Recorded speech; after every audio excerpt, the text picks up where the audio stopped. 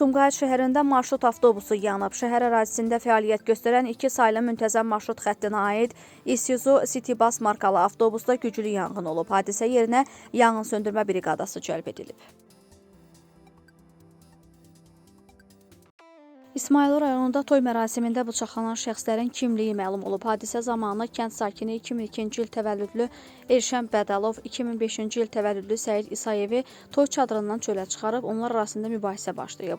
Elşən Babayev bəyi bıçaqlayıb. Daha sonra toyda iştirak edən bəyin qohumları hadisə yerinə gələrək həmin şəxsi zərərsizləşdirmək istəyiblər. Bu vaxt Elşən Babayev daha 3 nəfərə 1976-cı il təvəllüdlü Rahil İsmailov, 2007-ci il təvəllüdlü Osman İsmailov və 2002-ci il təvəllüdlü Məhəmməd Mirzəyevə bıçaqla müxtəlif dərəcəli xəsarətlər yetirib.